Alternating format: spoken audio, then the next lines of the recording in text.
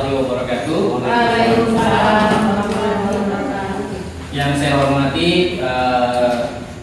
Bapak Wakil Kepala Sekolah, kemudian Ibu Wakil Kepala Sekolah, kemudian yang saya hormati rekan-rekan guru. Pertama-tama marilah kita panjatkan puji syukur kehadirat Allah Subhanahu wa taala yang mana pada pagi hari ini kita semua berkesempatan untuk bisa hadir dalam rangka kegiatan diseminasi atau pengimbasan mengenai budaya positif di sekolah. Tidak lupa pula salam dan salawat kita sampaikan kepada junjungan kita Nabi besar Muhammad Sallallahu Alaihi Wasallam, yang mana berkat beliau kita diberikan nikmat yang begitu besar. Kemudian juga kita bisa berkumpul di sini, yang mana insya Allah apa yang kita lakukan ini bisa memberikan manfaat yang baik untuk kita semua. Baik Bapak dan Ibu sekalian, sebelumnya perkenalkan, saya Richard Nugroho, SPDM PDKR, yang mana saya merupakan calon guru penggerak angkatan 7 Kabupaten Muaro Jambi. Jadi kegiatan ini adalah merupakan kegiatan pengimbasan budaya positif di sekolah. Baik Bapak dan Ibu, saya akan menjelaskan mengenai budaya positif. Tetapi sebelumnya mohon maaf kepada Bapak dan Ibu, ada ketidaknyamanan dikarenakan ada kendala teknis, listriknya mati. Jadi kita tidak bisa pakai fokus. Tetapi nanti Bapak dan Ibu silahkan lihat kepada materi yang sudah saya berikan. Jadi silakan dilihat situ. Jadi kita akan memaparkan, membaca materinya, pemaparan dari situ semua. Ya baik. Jadi judul awal sudah bisa kita lihat ya Bapak dan Ibu, judulnya budaya positif. Ya, tentunya kita bertanya-tanya nih, apa sih budaya positif itu? Kemudian kira-kira sekolah kita sudah mengenal belum budaya positif, dan kira-kira juga sudah atau belum nih melaksanakan budaya positif. Nah, baik, yang pertama kita mulai dari tujuan pendidikan. Jadi sebenarnya dalam bahasa yang paling gampang, tujuan pendidikan itu adalah membuat yang tidak tahu menjadi tahu, tidak mengerti menjadi mengerti, yang tidak paham menjadi paham. Itu secara ringkasnya. Nah, tapi di sini menurut Ki Hajar Dewantara, menuntun itu adalah segala kodrat yang ada pada murid agar mereka dapat mencapai keselamatan dan kebahagiaan yang setinggi-tingginya, baik itu sebagai manusia maupun anggota masyarakat. Pendidik hanya mampu menuntun tumbuh atau hidupnya kekuatan kodrat yang ada padanya agar dapat memperbaiki laku, bukan dasarnya, hidup dan tumbuhnya kekuatan kodrat anak. Nah, jadi di sini Bapak dan Ibu, kita merefresh kembali atau kita menarik mundur kembali. Apakah kita sebagai guru kita sudah melakukan ini? Apakah kita sebagai seorang penuntun? Yang namanya penuntun kan artinya mendampingi, ya kan? Atau kita bertindak sebagai seorang yang merasa bahwa kamu harus mengikuti semua aturan saya. Kira-kira kita sudah berada di ranah yang mana nih Bapak dan Ibu? Apakah kita sudah masuk ke penuntun atau kepada orang yang memberi perintah?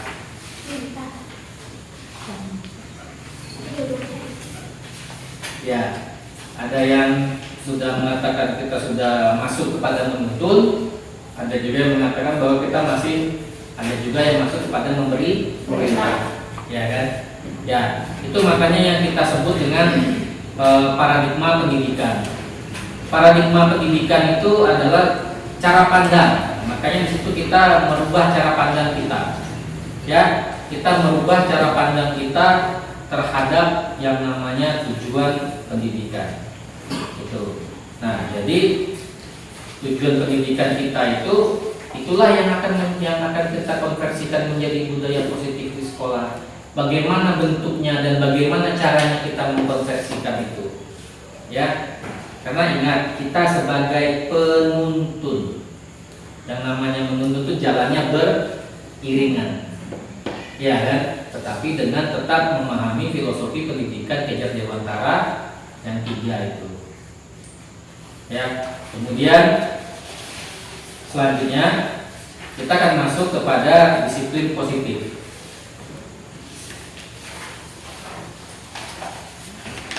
Tetapi sebelum kita masuk ke disiplin positif, nah di sini ada dosa Bapak dan Ibu pada halaman 5. Cobalah buka. Nah, ini ada contoh kegiatannya nih. Anda dan teman Anda akan melakukan kegiatan cobalah buka. Anda adalah A. Tugas Anda mengepalkan salah satu tangan Anda, dan Anda coba bayangkan bahwa Anda menyimpan sesuatu yang sangat berharga. Benda itu harus dijaga karena itu sangat penting untuk kehidupan Anda. Nah, B, mencoba dengan segala macam cara untuk membuka kepalan tangan Anda. Teman Anda akan berusaha dengan berbagai macam cara, apakah itu membujuk, menghardik, mengintimidasi, memarahi, menggoda, agar Anda bersedia membuka kepalan tangan Anda. Nah, coba kita bayangkan. Sekarang coba Bapak dan Ibu guru, kepal tangan itu bayangkan di sini ada memang suatu sangat yang berharga. Coba mari kita bayangkan, ya, apapun itu.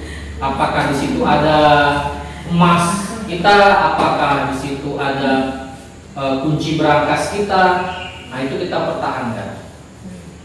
Jadi kira-kira kalau misalnya Bapak dan Ibu sudah membayangkan di dalam itu ada sesuatu yang benar berharga, kira-kira Bapak dan Ibu mau nggak kalau disuruh buka? Aku mau lihat, kata teman kita kan. Nah ini tidak boleh diperlihatkan ke orang lain ini. Ini harus kita jaga ini. Kira-kira Bapak dan Ibu mau nggak buka ini? Lihat ini. Enggak. Ya. Kalau ibu bagaimana? Asal jangan dirayu bapaknya, ya bukan. Nanti ditawarin, nanti diganti lah, gitu kan? Nah, gimana Bapak dan Ibu? Tentunya kita akan setuju dengan jawaban Pak Budi tadi, tidak akan kita buka karena itu sangat berharga untuk kita. Karena kan kita nggak tahu teman kita itu membujuk untuk apa. Apakah mau ngambil, apa mau minta, hanya sekedar melihat, ya kan? Nah itu yang kita tidak tahu. Nah, kenapa kok kita bisa ini? Kenapa kita bisa mempertahankan itu? Karena apa? Karena ada dorongan kuat dari dalam diri kita untuk mempertahankan. Jadi bisa kita bilang itu adalah unsur intrinsik yang kita miliki. Ini penting, ini sangat penting untuk kehidupan saya. Gak bakal saya lihat ke orang, gak bakal saya kasih ke orang, dan tidak bakal ini tergoyahkan keyakinan saya ini tidak akan saya berikan. Begitu. Nah, kemudian di sini pada halaman berikutnya Dr. William Blazer. Nah, di sini Dr. William Blazer ini termasuk salah satu ahli tentang teori kontrol. Jadi teori kontrol menurut Dr. William Blazer itu adalah ilusi guru mengontrol murid, ilusi bahwa semua penguatan positif efektif dan bermanfaat, ilusi bahwa kritik dan membuat orang merasa bersalah dapat menguatkan karakter, ilusi bahwa orang dewasa memiliki hak untuk memaksa. Nah, ini tadi. Dikarenakan kita merasa guru, kita merasa sebagai orang tua kedua mereka, dan kita merasa sebagai orang dewasa, jadi kita merasa kita yang memegang kontrol terhadap murid-murid kita. Ya, padahal menurut Dr. William Blazer ini, guru mengontrol murid itu hanya sekedar ilusi saja, bukan satu kenyataan yang harus dia diril jadikan kenyataan. Karena jika kita kembali kepada awal tadi, guru itu kan menuntun, bukan mengontrol. Ya kan, kalau mengontrol artinya memberikan perintah secara penuh, ya kan? Itu. Kemudian semua penguatan positif itu akan efektif dan bermanfaat. Nah,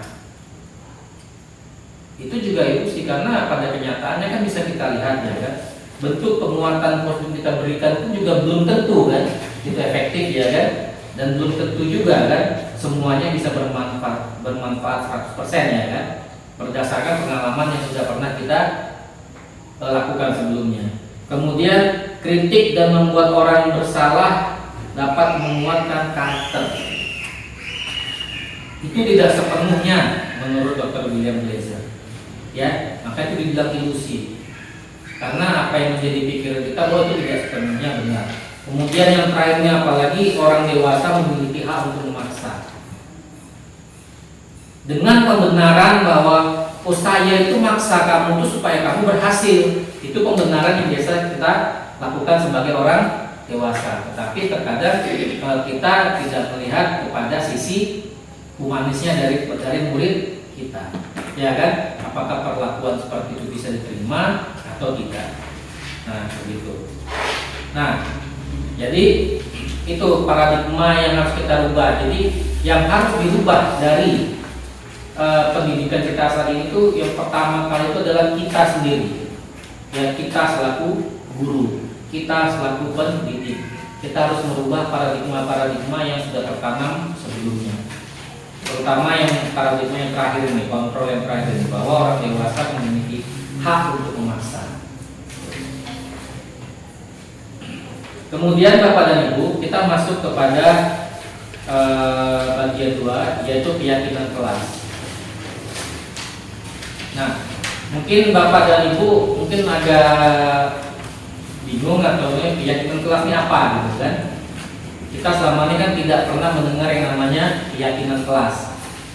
Yang kita tahu itu hanya peraturan kelas atau peraturan sekolah. Selebihnya kan kita tidak pernah mendengar, ya kan? Kita tidak pernah mengetahui. Nah, jadi di sini keyakinan kelas itu adalah nilai-nilai kebajikan atau prinsip-prinsip universal yang disepakati bersama. Nah, ada kesepakatan di dalamnya. Ya, jadi bukan ditentukan oleh satu pihak saja. Lepas daripada perbedaan suku, ras, agama, dan bahasa. Kemudian menurut dosen, bukan dosen aplikasi ya, suatu keyakinan akan lebih memotivasi seseorang dari dalam atau memotivasi secara intrinsik. Seseorang akan lebih tergerak dan bersemangat untuk menjalankan keyakinannya daripada hanya sekedar mengikuti serangkaian peraturan. Keyakinan kelas juga dibentuk untuk pemenuhan kebutuhan dasar manusia. Nah, kok bisa begitu ya? Nah, sebelum kita mendapatkan jawaban yang jelas apa yang menjadi perbedaan antara peraturan kelas dan keyakinan kelas, nah kita lihat pada halaman 8 bagaimana suatu keyakinan kelas itu dibentuk.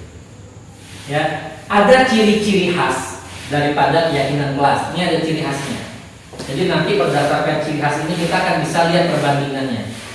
Yang pertama itu keyakinan kelas lebih bersifat abstrak daripada peraturan. Ya, kalau keyakinan kelas itu abstrak, peraturan itu lebih rinci dan konkret penjelasannya. Kemudian yang kedua berupa pernyataan-pernyataan universal. Kemudian pernyataan keyakinan kelas senantiasa dibuat dalam bentuk positif. Keyakinan kelas hendaknya tidak terlalu banyak sehingga mudah diingat dan dipahami oleh semua warga kelas. Kemudian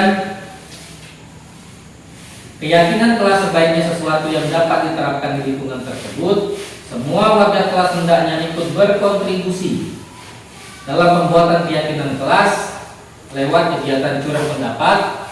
Dan yang terakhir, keyakinan kelas ini harus bersedia atau harus mau untuk ditinjau dari waktu ke waktu. Karena apa? Karena menyesuaikan dengan kodrat zamannya. Itu Bapak dan Ibu. Nah, sekarang mari kita lihat Bapak dan Ibu di halaman selanjutnya. Di situ ada peraturan dan keyakinan kelas.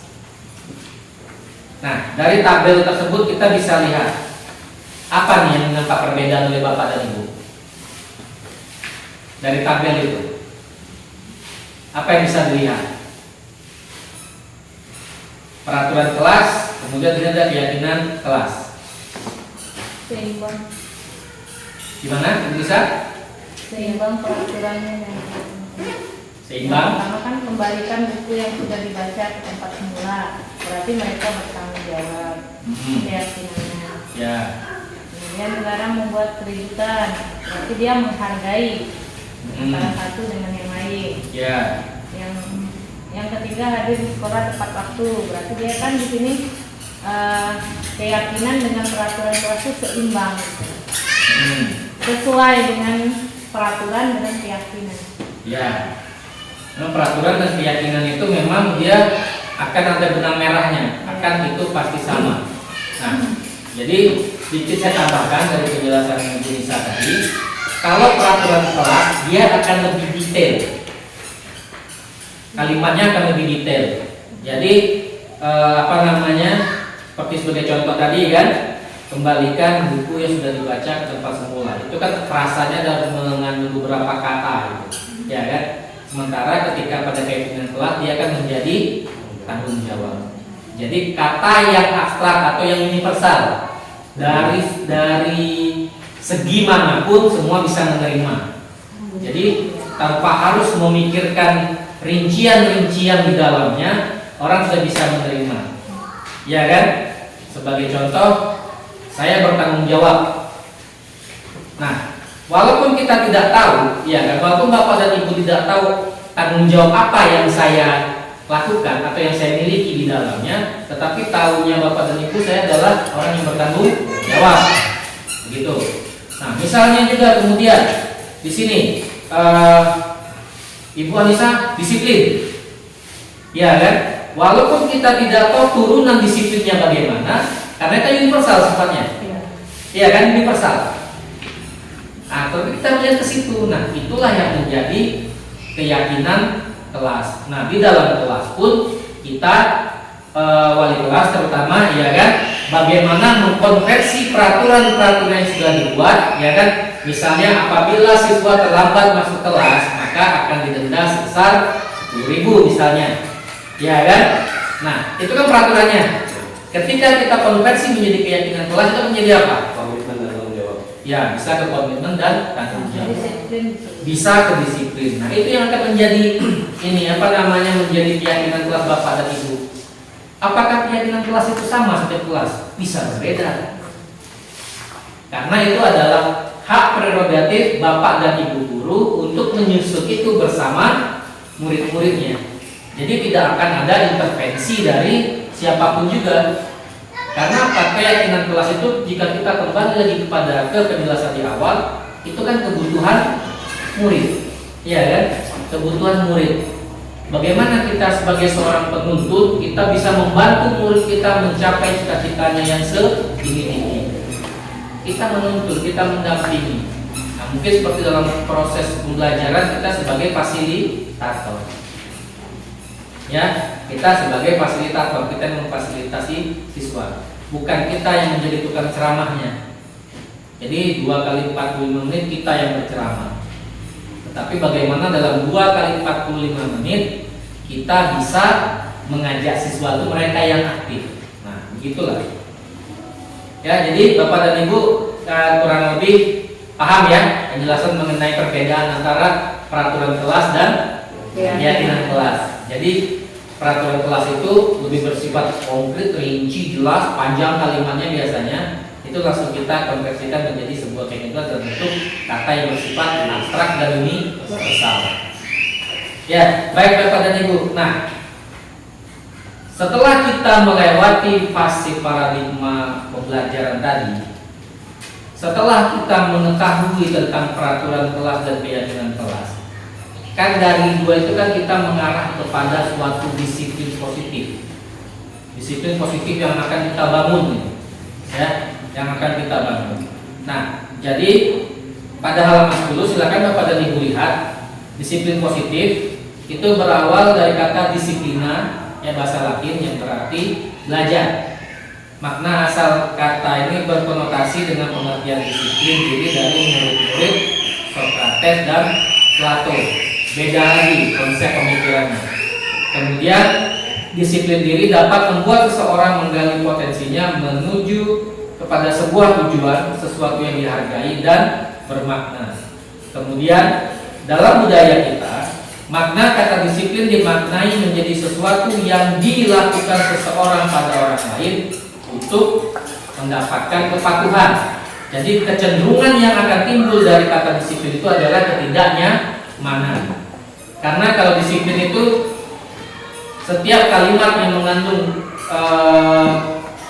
maksud kedisiplinan itu pasti akan mengandung harus, wajib, dilarang, tidak boleh dan sebagainya. Kan ada penekanan-penekanan seperti itu. Ya kan? Siswa tidak boleh berambut panjang, siswa tidak boleh berpakaian tidak rapi. Ya kan, dan seterusnya. Jadi akan ada penekanan situ. Jadi bagi manusia atau individu yang bebas atau bagi murid-murid kita yang senang dengan kebebasan itu merupakan suatu ketidaknyamanan. Nah, begitu Bapak dan Ibu. Kemudian disiplin diri juga mempelajari bagaimana cara kita untuk mengontrol diri. Nah, ini diri sendiri kita yang dikontrol.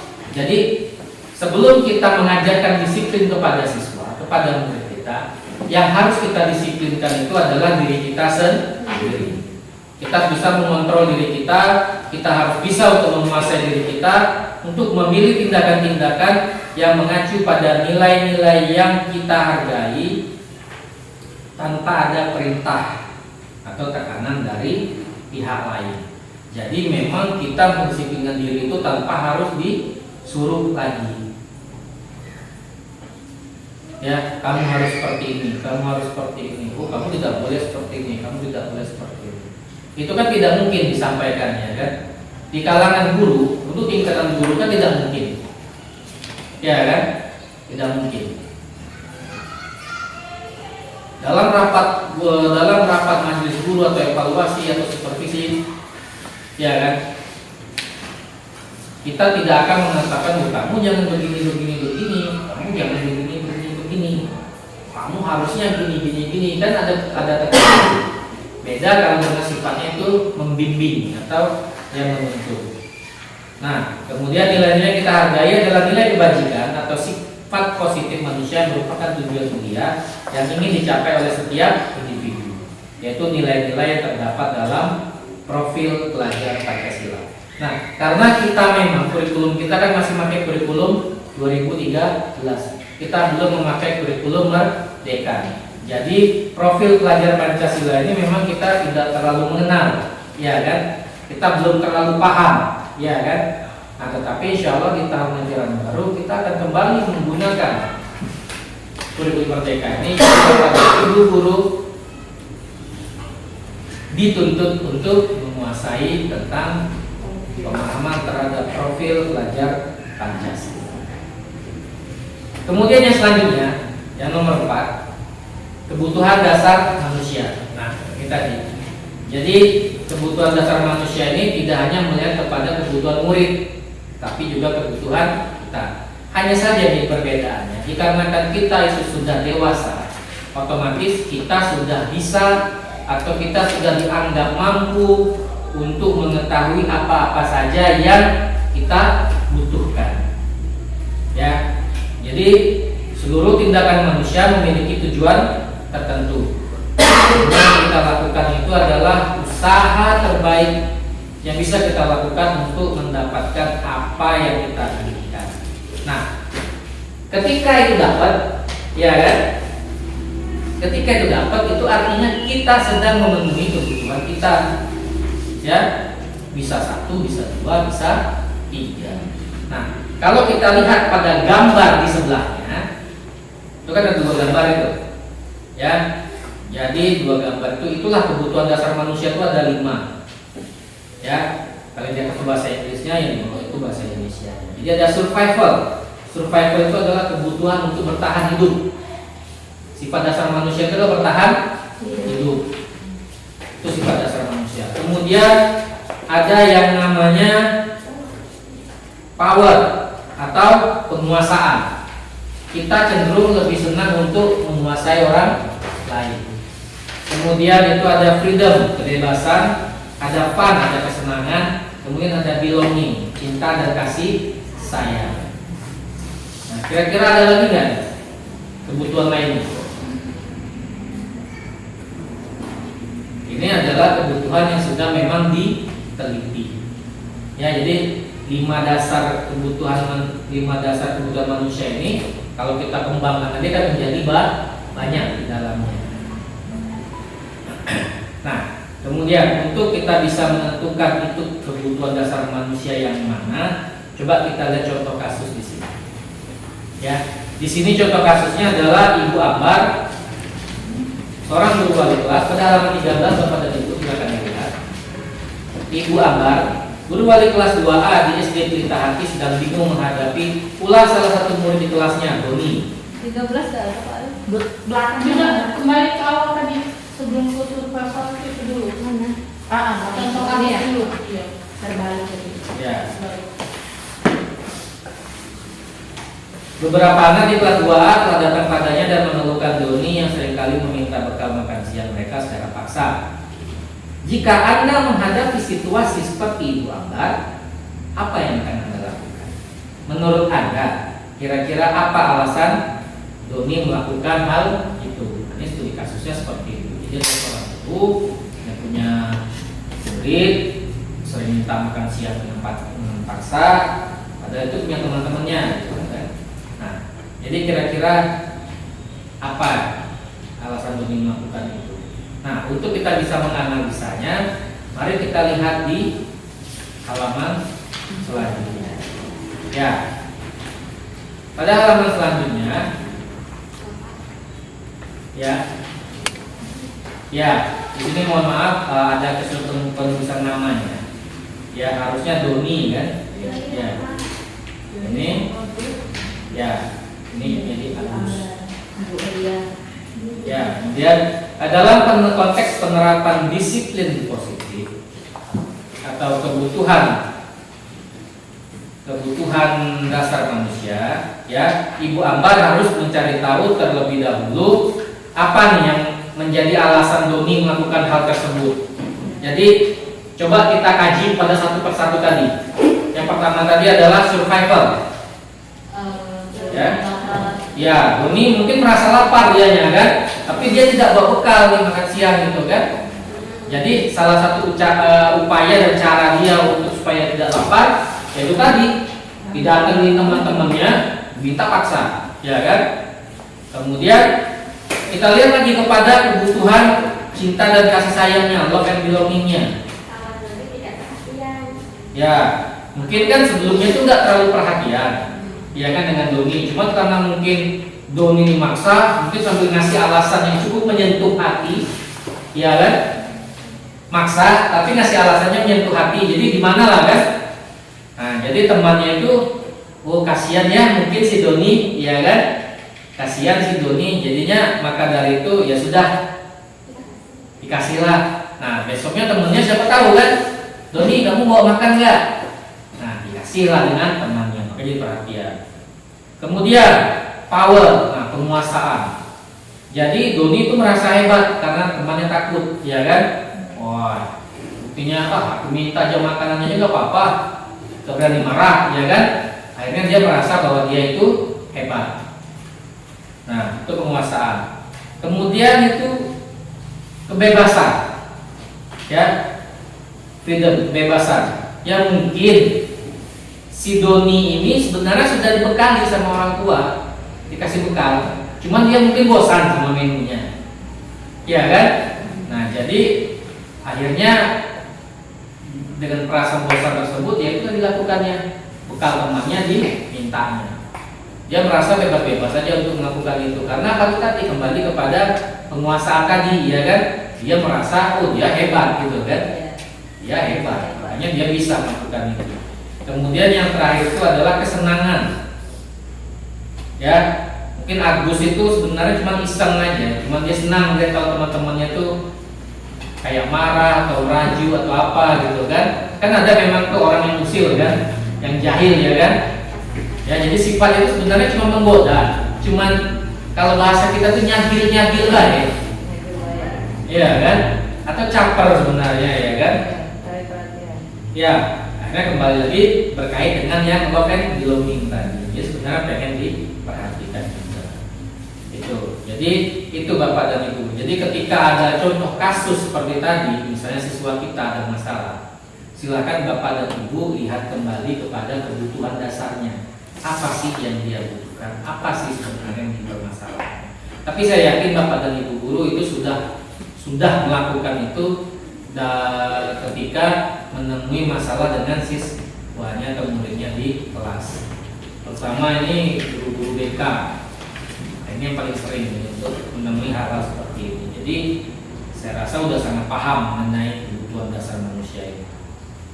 Nah, kemudian selanjutnya setelah kebutuhan dasar manusia itu kita ketahui, tentunya kita juga harus mengetahui apa sih menjadi motivasi perilaku manusia. Ya, manusia itu berperilaku seperti ini, seperti itu ada teorinya juga Bapak dan Ibu.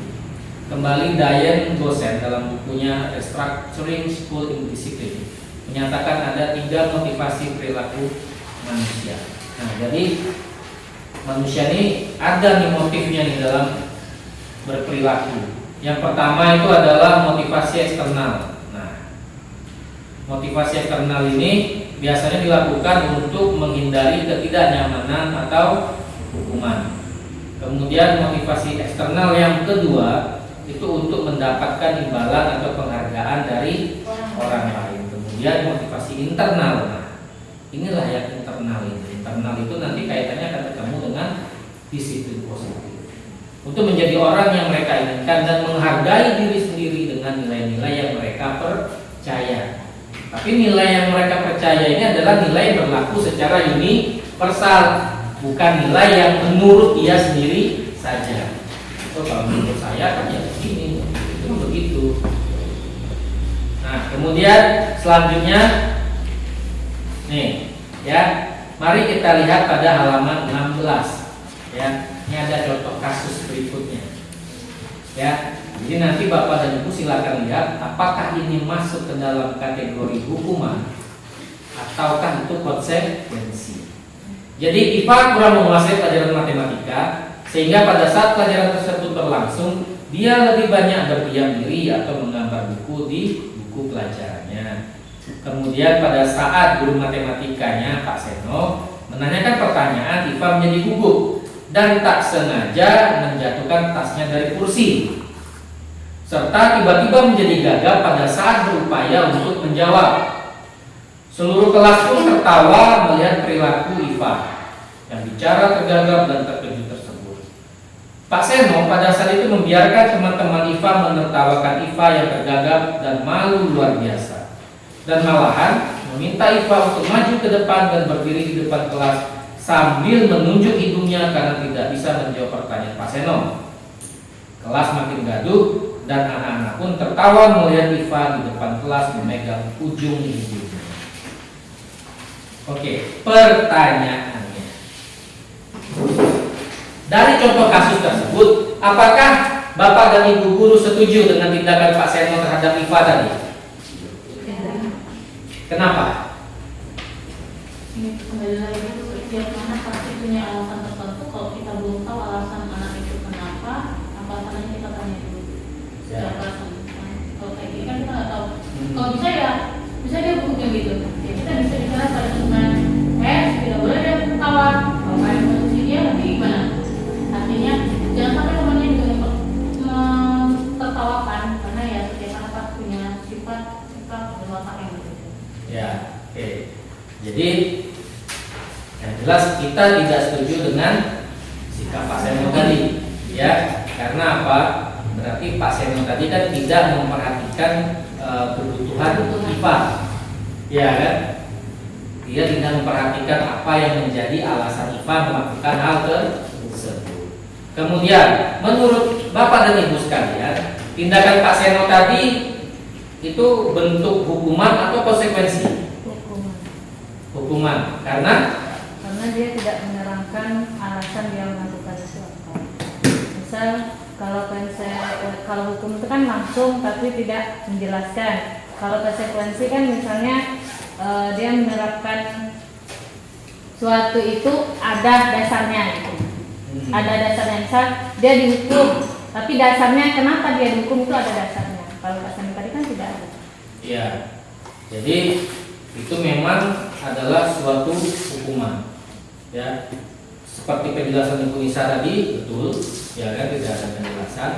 Dan bisa ditambahkan juga bahwa hukuman ini kan sifatnya menimbulkan ketidaknyamanan. Ya kan? Apa yang dirasakan oleh Iva? Malu luar biasa. Ya kan? Kan timbul ketidaknyamanan kan? Dan jadi efek akhirnya bisa membuat Iva ini jadi rendah diri. Akhirnya mempengaruhi kondisi psikologis dia selanjutnya. Nah, jadi yang mudah-mudahan kepada ibu guru kita bisa mencoba dari situ dan kita tidak menjadi Pak Seno yang berikutnya. Nah, coba Bapak dan Ibu kita lihat pada halaman 18. Ya, di situ ada sebuah tabel. Ya. Nih. Ya, jadi yang pertama, pada kolom yang pertama, lari mengelilingi lapangan sekolah sebanyak 2 kali dikarenakan terlambat. Ini masuk ke hukuman atau konsekuensi? Hukuman. Konsekuensi. Hukuman Iya, ada konsekuensi. Ya, itu bisa konsekuensi. Saya konsekuensi. Saya Ya. Dia kan ada. Ya, konsekuensi. Kenapa terlambat? Kenapa saya bilang konsekuensi? Karena di sini ada kata terlambat. Iya. Lari mengelilingi lapangan sekolah sebanyak 2 kali dikarenakan. Ada kata dikarenakan. Tapi kalau dia lari tanpa sebab langsung disuruh lari, nah itu baru hukuman. Tapi di sini ada kata dikarenakan dia terlambat. Berarti dia menerima konsekuensi yang dia lakukan. Iya. Jadi itu bisa kita sebut sebagai konsekuensi. Ya. Tapi apabila misalnya kita mengkaji bahwa itu adalah suatu bentuk pelanggaran, ya kan, pelanggaran terhadap peraturan, nah itu bisa kita masukkan juga kepada hukuman. Karena menimbulkan ketidaknyamanan. Ya, ada juga sisi ketidaknyamanan dia kan, ketika dia disuruh berlari mengelilingi lapangan sekolah. Ya, kalau lapangannya kecil, kalau lapangannya gede, kayak gini ya kan. Nah, jadi 2 itu bisa kita pakai, bisa itu sebagai bentuk hukuman, bisa itu sebagai bentuk konsekuensi.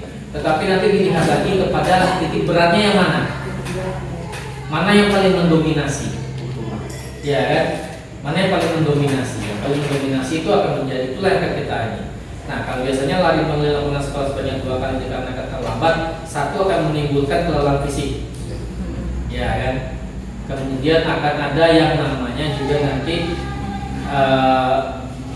walaupun anak itu nakal, kalau sudah disuruh keliling lapangan itu kadang tuh ada rasa malu kadang gitu kan, ada rasa malu juga. Masa selaku muridnya terkuat di sekolah suruh lari keliling lapangan, dan mereka pun akan memasukkan konsep itu sebagai suatu hukuman. Jadi tidak ada yang salah jawabannya Bapak dan Ibu, bisa hukuman bisa konsekuensi, tapi kita akan melihat hasil dari pelaksanaan itu yang terberat itu mana. Gitu Bapak dan Ibu. Kemudian membersihkan coretan di meja yang ditulisnya sendiri. Ya, itu konsekuensi. Ya, itu konsekuensi benar sekali. Murid diminta push up sebanyak 15 kali karena tidak menggunakan masker. Ya, hukuman. Ya kan, itu hukuman. Kemudian menggantikan kertas tugas teman yang disobek-sobek. Ya, itu konsekuensi. Berjemur di lapangan pukul 12 siang karena mengobrol dengan teman saat belajar. Itu hukuman. Tega sekali gurunya itu kalau diurus siswa jam 12 tank itu di tengah lapangan sementara ngobrol ya kan. Nah, kemudian murid diminta bertelanjang kaki sepanjang hari karena tidak memakai sepatu berwarna hitam sesuai dengan peraturan sekolah. Hukuman lah, sepanjang hari. Iya, hukuman. Sepanjang hari kemana-mana tidak boleh pakai sepatu. Kantin, ke WC, mau apapun juga tidak boleh. Kemudian yang terakhir berdiri di depan kelas karena dengan mengangkat satu kaki ke atas karena tidak bisa menjawab pertanyaan. Ya, itu. Ya, nah, jadi Bapak dan Ibu kalau bisa, ya, itu kalau bisa kita jangan menjadi seorang penghukum. Nah, kenapa begitu? Mari kita lihat pada bahasa selanjutnya. Nah, di sini ada restitusi. Apa itu restitusi? Nanti akan ada penjelasannya. Tetapi sebelum kita masuk kepada penjelasan mengenai restitusi, kita melihat dulu sebagai guru. kita memiliki posisi kontrol. Nah, sebagai contoh pada halaman 19 itu bisa Bapak dan Ibu lihat ya pada diagram tersebut. Yang pertama, posisi kontrol guru itu sebagai seorang penghukum. Kemudian sebagai pembuat merasa bersalah. Kemudian sebagai teman. Kemudian sebagai pemantau. Dan yang terakhir sebagai seorang manajer.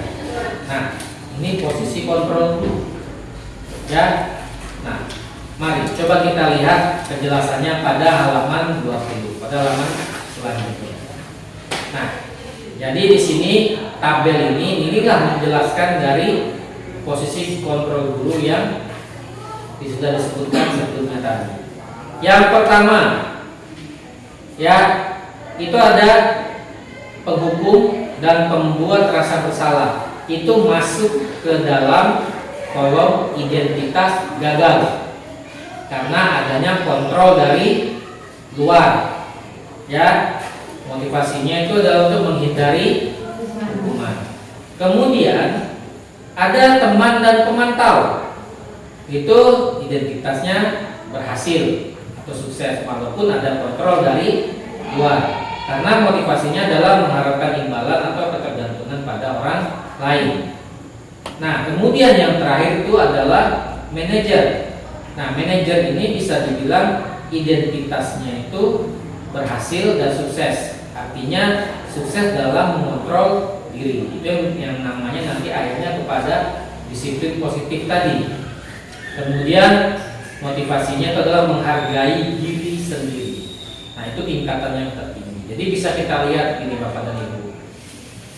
Ya, kalau seorang penghukum itu perbuatannya akan menghardik, menunjuk-nunjuk, menyakiti, menyindir, menghina, itu semua kasar. Ya, sifatnya perlakuannya itu kasar, keras dan kasar. Kemudian akan mengeluarkan kata-kata sebagai contohnya, kalau nggak kamu lakukan awas ya, nanti kamu terima hukuman dari saya. Semua nilai kamu tidak akan saya tuntaskan. Itu secara tidak langsung itu kita sudah sebagai penghukum. Kalimat seperti itu. Nah, hasilnya akan timbullah yang namanya pemberontakan atau sikap menyalahkan orang lain atau juga berbohong supaya tidak dihukum. Sebagai contoh, lakukan ya, kerjakan ya. Anak kalau dia memberontak, Pak, masa kami mengerjakan hal yang kayak gini, Pak? Banyak nih, Pak, yang kami buat begini, akan ada pemberontakan. Kemudian menyalahkan orang, Pak, yang salah kan si itu, Pak. Si A, masa kami semua harus nanggung? Itu sering kan kita dengar ya. Nah, kemudian berbohong dalam artian, yalah Pak, kami minta maaf. Yang penting selesai masalah gitu kan. Padahal dalam hati dia, bakal aku kerja gitu. Masih dongkol kan, ini kita hindarkan. Nah, kaitan dengan dunia berkualitas, artinya dunia berkualitas itu maksudnya ke gurunya. Murid meletakkan guru itu di luar dunia berkualitas. Dalam artian itu siswa menganggap guru itu tidak ada kualitasnya. Ya, bisa kita lihat dengan perkataan siswa atau murid itu, biarkan saja, nanti marah-marah lagi juga. Atau kalau bahasa kita itu kalah ya, nanti marah-marah juga, ini ngapa itu kena pening-pening. Kan seperti itu. Biasa seperti itu kan, kita sering dengar. Nah, dampak pada murid adalah mereka akan lebih sering untuk mengulangi kesalahan yang ada. Kemudian pembuat rasa bersalah. Nah, ini biasanya kita lakukan ya, guru itu ceramah biasanya. Ya kan? Ceramah dengan sambil mengatakan seharusnya misal bapak ini kecewa atau ibu ini kecewa dan seterusnya. Ya kan? Jadi kamu tuh harusnya udah tahu, ibu menyiapkan semua ini supaya kamu tuh ngerti, supaya kamu tuh mudah belajarnya. Tetapi kok kamu nggak mau serius belajar? Ya kan? Atau kamu harusnya udah tahu, ibu udah lelah mengatakan, ibu sudah lelah menerangkan ini. Ya. sudah capek, kamu buat lagi seperti ini. Ya kan? Jadi kita berusaha untuk menjatuhkan mental anak itu dengan ucapan seperti itu sehingga anak itu merasa kok saya bersalah sekali ya gitu rasanya. Kemudian akhirnya hasil yang ditimbulkan itu ya mau nggak mau siswa itu akan menyembunyikan apa yang menjadi permasalahannya, kemudian menyangkal, kemudian juga bisa dia berbohong akhirnya. Ya, kemudian kaitan dengan dunia berkualitas, akhirnya guru itu meletakkan guru itu dalam dunia berkualitas, murid itu meletakkan gurunya dalam dunia yang berkualitas. Jadi dianggap, oh iya, ibu ini ternyata perhatian sama kami. Dampak pada murid kan dia merasa rendah diri kan akhirnya kan, dia merasa minder kan, kami rasanya enaknya ibu sudah punya. Ya walaupun terkadang dari 30 siswa belum tentu juga 30 orang merasakan yang seperti itu. Kalau bebal tetap bebal. Itu. Kemudian, nah, itu tadi yang identitas gagal. Selalu jadi dibilang dalam penelitian itu ini identitas yang gagal. Kemudian kita beralih kepada identitas yang berikutnya. Walaupun dari kontrol yang ada masih dari luar, tapi bisa dikatakan itu identitasnya berhasil atau sukses. Ya. Jadi kalau kita sebagai seorang teman, ya pasti ada aja alasan-alasan yang kita kasih ke murid, ya kan? Contohnya guru itu kan biasanya bakal ngomong, ayolah buat saya ini, ya ibu kan sudah ini nih, sudah kasih bahan-bahannya, ya buat ya.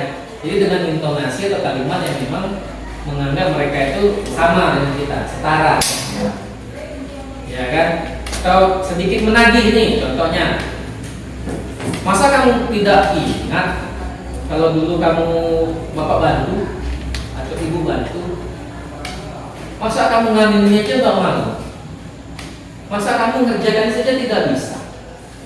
Padahal dulu bapak bantu kamu, padahal dulu ibu bantu kamu loh, ya kan? Nah kita menagih atau kita memberikan alasan itu dikarenakan tadi kita merasa siswa itu adalah teman kita kan. Nah gitu.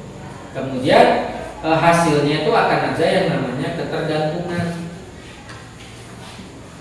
Itu ya tidak bisa disangkal bahwa terkadang kita guru tergantung sama siswa kadang-kadang dan timbul dalam bentuk menyuruh, ya kan?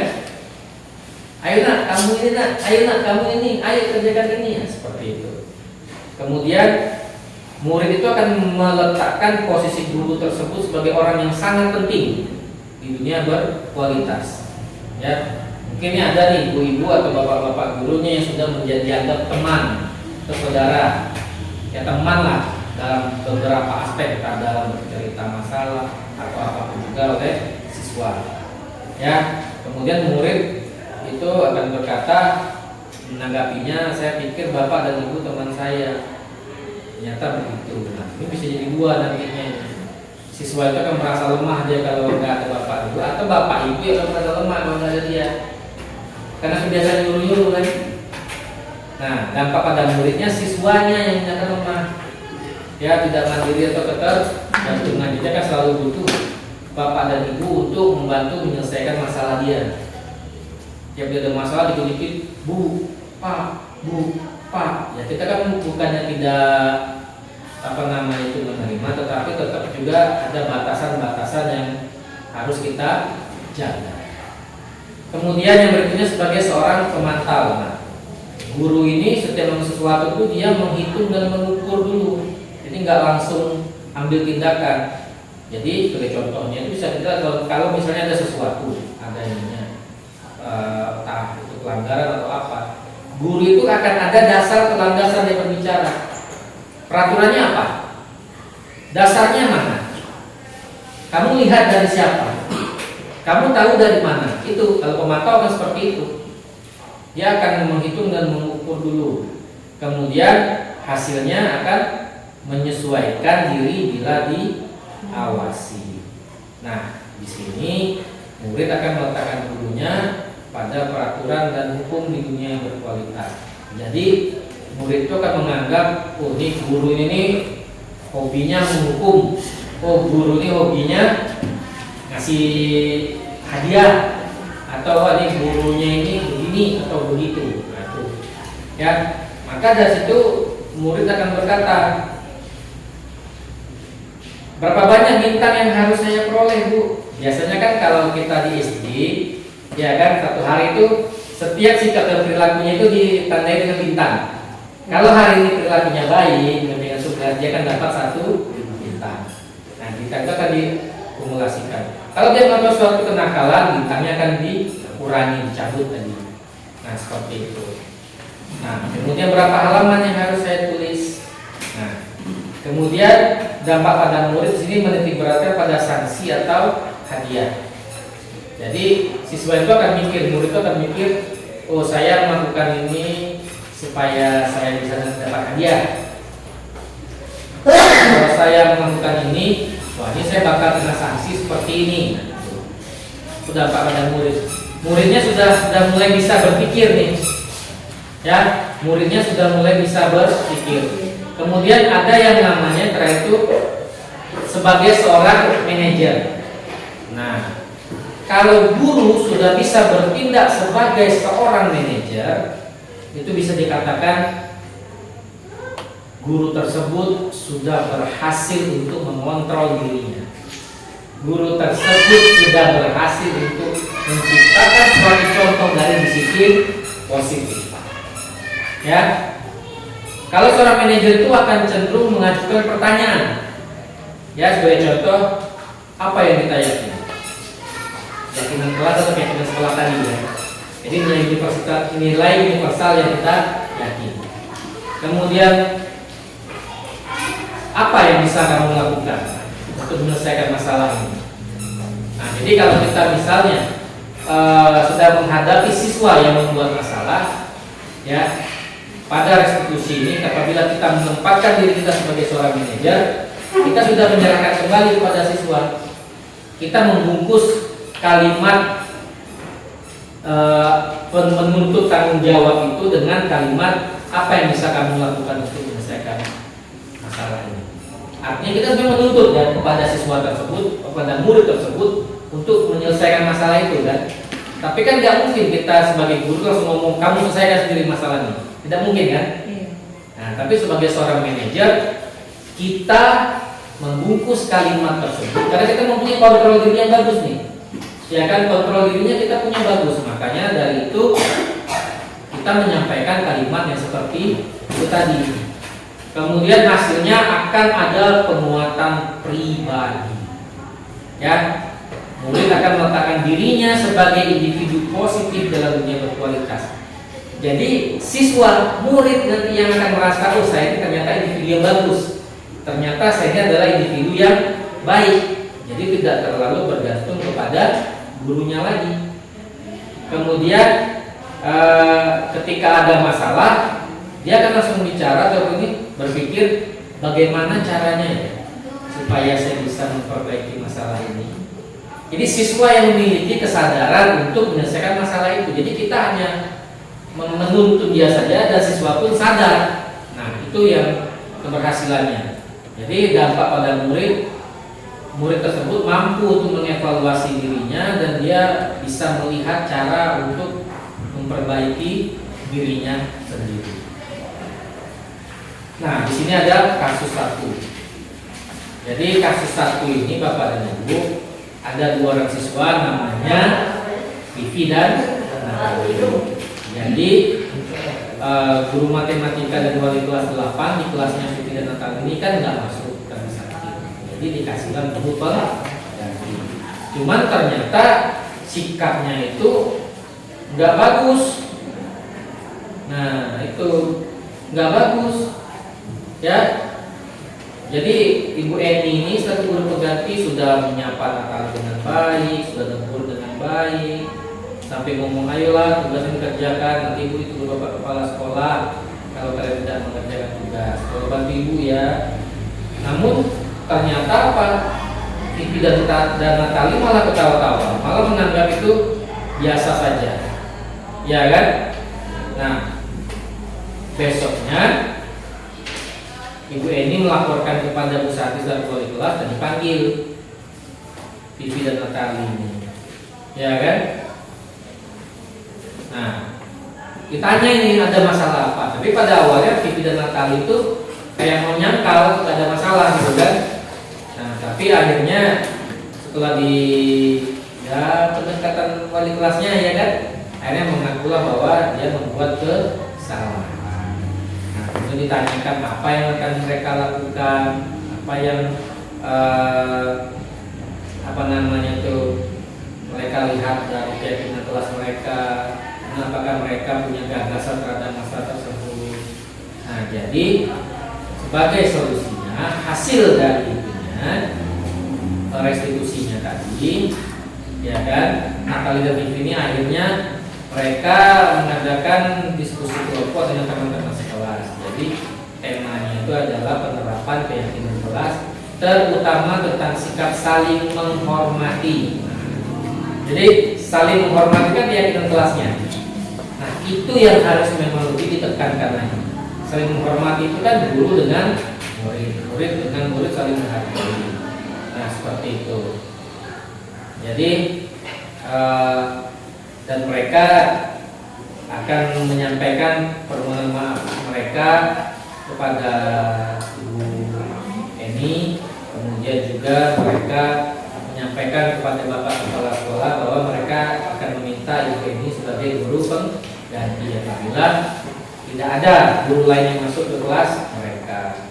Nah, dari kasus tersebut Bapak dan Ibu, ya, langkah-langkah restitusi apa saja yang sudah dijalankan oleh Ibu Santi. Kita melihat kepada posisi kontrol guru tadi. Jadi apa yang sudah Ibu Santi lakukan? Dari cara dia menegur siswa tadi bagaimana? Dia menempatkan dirinya sebagai apa? Manajer. Manajer atau apa? Manajer.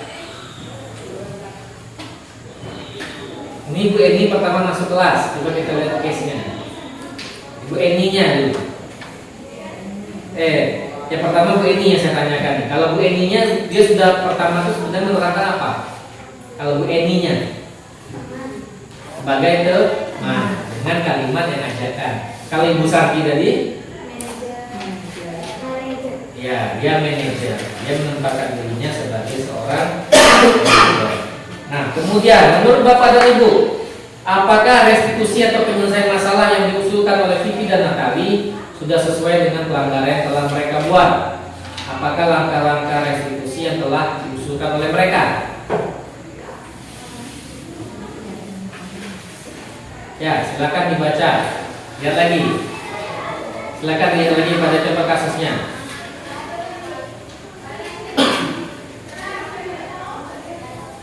Sudah betul tuh langkah-langkahnya.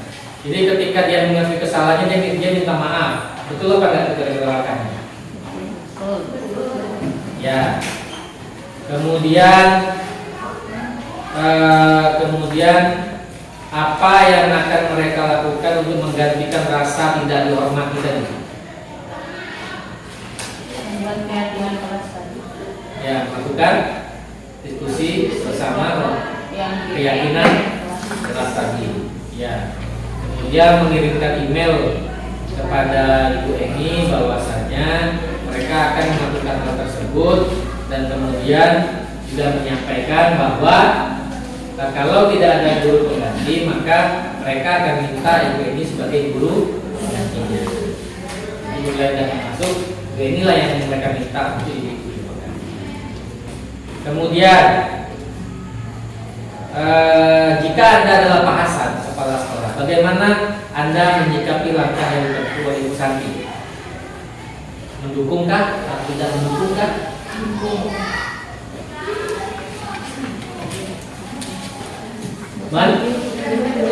Mendukung yang Bu Santi tadi ya, oleh kelasnya. Ya, karena kan Pak Hasan sendiri kan sebagai seorang leader juga dia sebagai seorang manajer juga. Jadi tentunya sebagai seorang manajer atau kepala sekolah kita harus bisa memberikan dukungan positif kepada guru kita dalam upaya untuk menjadikan murid-murid kita itu lebih baik.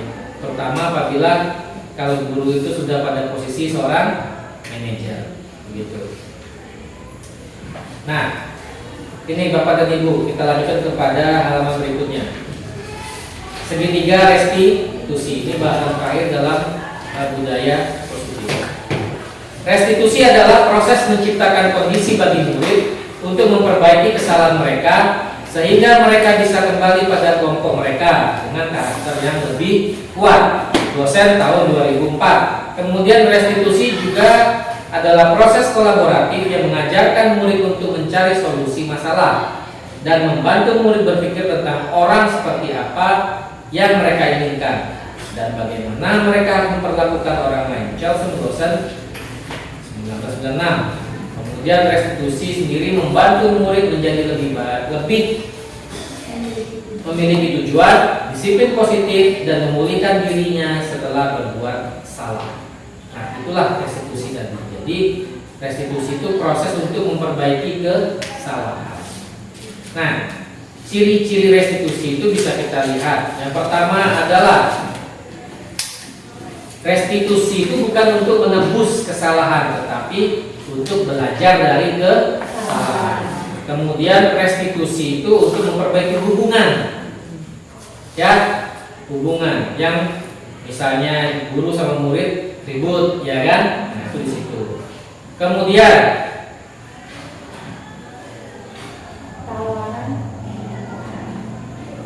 restitusi adalah tawaran, bukan paksaan.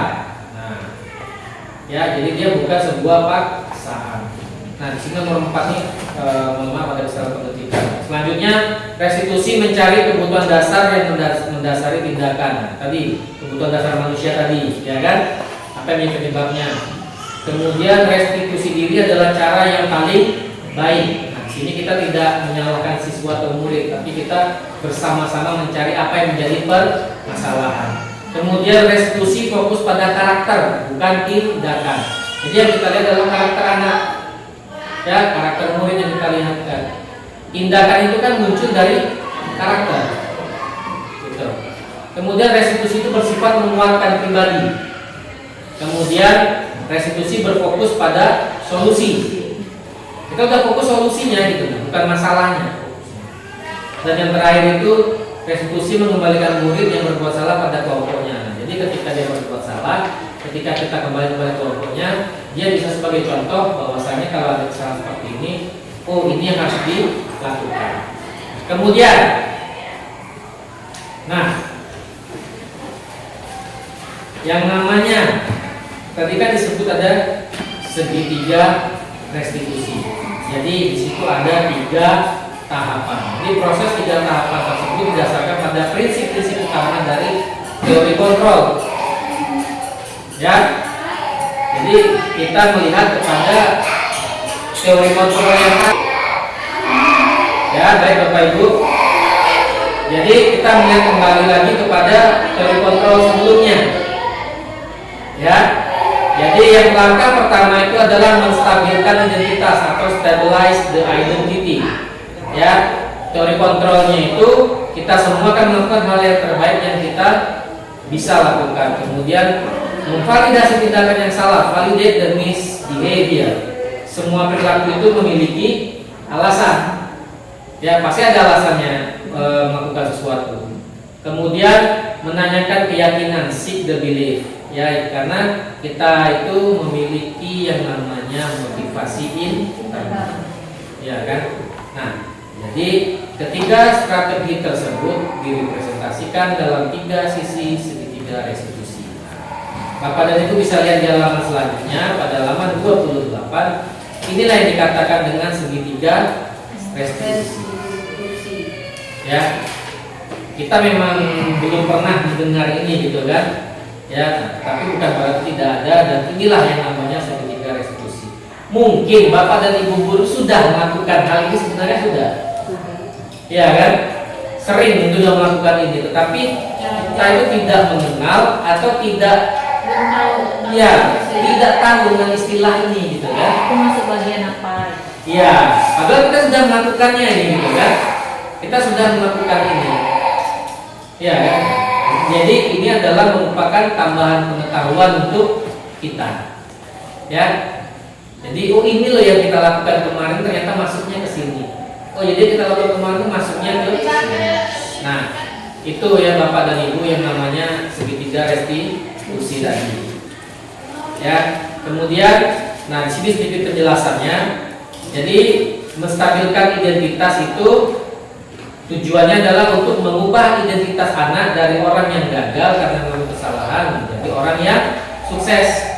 Karena anak itu melakukan pelanggaran karena ada perhatian yang dicarinya, ya kan? Nah, jadi kalau kita ingin dia anak itu menjadi baik, ya kan? Bisa kita menggunakan kalimat-kalimat seperti contohnya, ya berbuat salah itu tidak apa-apa. Kemudian tidak ada manusia yang sempurna. Kemudian saya juga pernah melakukan kesalahan seperti itu. Kita menyelesaikan ini. Kemudian Bapak, Ibu tidak tertarik mencari siapa yang salah, tapi Bapak atau Ibu mencari solusi dari permasalahan ini. Ya, kamu berhak merasa begitu. Jadi kita stabilkan dulu identitas dia, bahwa dia itu sebagai seorang manusia yang punya kebutuhan sebenarnya, ya kan? Kita harus menerima hal itu dulu gitu kan. Jadi setelah kita stabilkan dulu identitasnya. Nah, dengan kalimat awalan seperti itu, baru kita ajak siswanya, ya kan? Masalahnya apa? Intinya kan begitu. Nah, kemudian setelah itu kita memvalidasi tindakan yang salah. Jadi kalau menurut teori tindakan manusia yang baik itu yang baik atau buruk itu pasti ada maksud dan tujuan. Nah, seorang guru yang memahami teori kontrol pasti akan mengubah pandangannya dari teori stimulus respons ke cara berpikir proaktif yang mengenali tujuan dari setiap tindakan. Ya, jadi sebenarnya kalimatnya itu agak sedikit provokatif kalau kita bilang. Padahal kamu bisa kan melakukannya lebih buruk dari ini. Nah, contohnya gitu kan, Mas. Ya kan? Nah, pasti ada alasannya kamu berbuat seperti itu. Kamu patut bangga sama diri kamu karena kamu telah melindungi sesuatu yang penting buat kamu. Padahal mungkin anak itu berkelahi itu, ya kan? Sampai mungkin temannya bonyok dibuatnya kan? Nah, dan seterusnya. Tapi sebenarnya itu ya, ingat, kita sebagai guru jangan menyarankan siswa untuk melanggar peraturan, ya kan? Nah, tetapi kita menggunakan kalimat-kalimat seperti itu dengan tujuan adalah kita tahu apa sih masalahnya, ya kan? Nah, dengan kita memvalidasi tindakan yang salah itu, ya kan? Berarti secara itu ya memang kita mengakui bahwa siswa itu salah sebenarnya, ya kan? Nah, tetapi pas kita ingin menggali apa yang menjadi tujuannya, pasti ada tujuannya. Dia bersikap seperti itu. Kemudian yang terakhir itu adalah menanyakan keyakinan, seek the belief. Jadi teori kontrol ini menyatakan bahwa kita pada dasarnya termotivasi secara internal. Jika langkah 1 dan langkah 2 itu telah tercapai, maka anak akan siap untuk dihubungkan dengan nilai-nilai yang dia percaya. Nah, sebagai contoh tadi pertanyaannya, apa yang kita percaya sebagai kelas atau keluarga? Nah, nilai-nilai tadi kan, kalau di sebagai keluarga kita saling tolong-menolong, menghargai, ya kan, bertanggung jawab, komitmen, itu tadi. Kemudian yang paling penting itu adalah kita harus bisa menanyakan kepada anak apa sih yang ingin mereka capai nanti. Jadi ujung dari setiap penyelesaian masalah itu kita harus menanyakan kepada siswa, mereka pengen kehidupan seperti apa sih nantinya. Mereka pengen kehidupan yang bagaimana sih nantinya. Karena itu adalah sebagai bentuk dorongan kepada mereka bahwasanya apa yang mereka lakukan saat ini itu nanti bisa akan berpengaruh kepada mereka di masa depan, baik itu kecil, sedang maupun besar. Nah, itu Bapak dan Ibu. Jadi itulah budaya positif yang sebenarnya sudah ada di sekolah kita, yang sebenarnya sudah lama kita jalankan, tetapi mungkin belum maksimal saja yang proses atau pelaksanaannya. Tetapi mudah-mudahan dengan adanya kegiatan diseminasi budaya positif di sekolah ini, kita sebagai seorang pendidik lebih mampu untuk menempatkan diri kita dalam posisi kontrol kita sebagai seorang guru. Jadi mana yang terbaik adalah bagaimana satu waktu kita bisa menjadi seorang teman bagi murid kita, tapi satu waktu juga kita bisa sebagai seorang manajer dalam menyelesaikan masalah murid-murid kita. Karena dari situ akan ada sinergi atau kerjasama yang baik, mulai dari wali kelas, guru mata pelajaran, kemudian nanti bisa ke guru BK-nya, ya kan? Maka sampai ke pihak pemangku kepentingan. Nah, itu Bapak dan Ibu. Jadi ini akhir dari kegiatan diseminasi. Mudah-mudahan apa yang saya sampaikan tadi bisa bermanfaat untuk kita semua. Mohon maaf apabila ada kesalahan, ada ketidaknyamanan, atau ada ketersinggungan yang saya ucapkan atau lakukan secara tidak sengaja. Saya mohon maaf yang sebesar-besarnya. Dan selanjutnya nanti kita bisa bersama-sama untuk mendiskusikan ini dalam upaya untuk lebih bisa memajukan sekolah kita bersama. Terima kasih. Saya akhiri dengan wabillahi taufiq wal hidayah. Assalamualaikum warahmatullahi wabarakatuh. Waalaikumsalam warahmatullahi wabarakatuh.